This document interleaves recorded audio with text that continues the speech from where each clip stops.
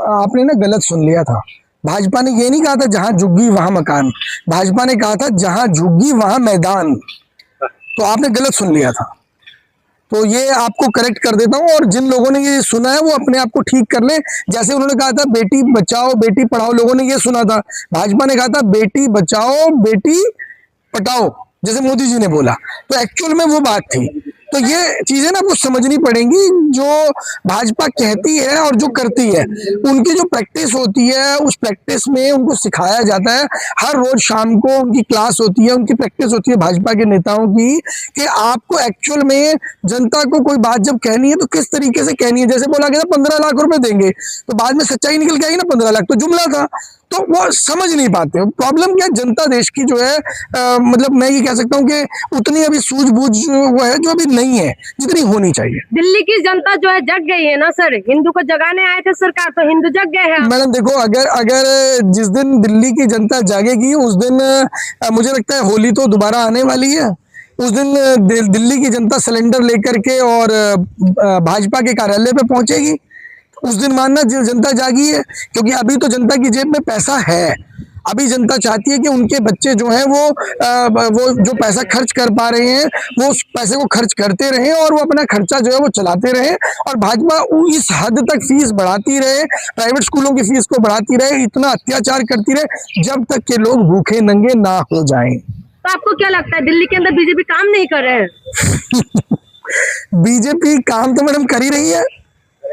अब जितने मोहल्ला क्लिनिक थे उनको रंग रोगन किया गया है, उनका नामकरण किया गया है, उनको मंदिर बनाया गया। मतलब आरोग्य मंदिर क्यों बोले, मंदिर है, देखो वो तो मंदिर है, भगवान का पूजा स्थल है। मुझे लगता है कुछ कमी रह गई है वहां पर ना, भगवान की मूर्तियां भी स्थापित जरूर करनी चाहिए थी, पुजारी जरूर होने चाहिए थे, ताकि प्रॉपर भगवान का आशीर्वाद लेकर के जब दवाई ली जाएगी तो प्रॉपर इलाज होगा, तभी दवाई असर करेगी। तो जब तक वहाँ पुजारी नहीं है, पूजा के लिए कोई मूर्ति नहीं है, तो मुझे लगता है कि वो आरोग्य मंदिर जो है वो अधूरा है।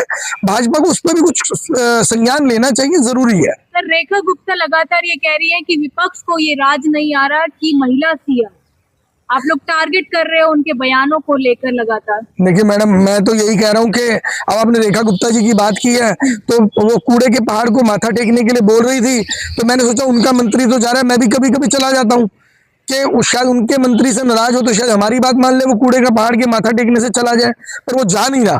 अब प्रॉब्लम क्या है कि रेखा गुप्ता जी बोल देती हैं, अब वो पता नहीं वो कूड़े का पहाड़ नाराज है या बाकी जो चीजें वो बोल देती हैं वो AQI को थर्मामीटर से नाप देती हैं। तो अब इसमें मैं देखो महिला पुरुष वाला भेद तो नहीं है, इसमें IQ लेवल का फर्क जरूर है। कह रहे मीम्स बनाए जा रहे हैं मेरी वीडियो की, तो मीम्स तो वो खुद ही बनवा रही है, ऐसी हरकतें करना बंद कर दे। कुछ हम जबरदस्ती थोड़ी ना कह रहे हैं कि आप मीम्स के लिए वो कंटेंट दीजिए, वो कंटेंट दे रही है तो मीम्स बन रहे हैं। आप ये बताइए, आप पत्रकार हैं, अगर आपके वीडियो के बीच में मैं कोई चीज अगर बिना सोच समझ के बोल दूंगा तो मीम बनेगा ना। ये तो मुझे अपनी भाषा पे, अपने दिमाग पे, अपने विवेक के ऊपर कंट्रोल रखते हुए शब्दों का चयन करना है और शब्दों को आपके सामने रखना है। आप लोग टारगेट कर रहे हैं उनको। देखिए, अब कहा जाता है कि टारगेट कुछ लोग ना अपने आप जबरदस्ती बीच में टांग अड़ाने आ जाते हैं। अच्छी खासी सरकार चल रही थी, टांग किसने अड़ाई? अच्छा मैं और बता देता हूं, अगर अरविंद केजरीवाल जी एक MLA के तौर पे जीत जाते तो शायद भाजपा को फायदा नहीं हो जाता। क्यों? क्योंकि वो अपने एरिया तक सीमित रह जाते।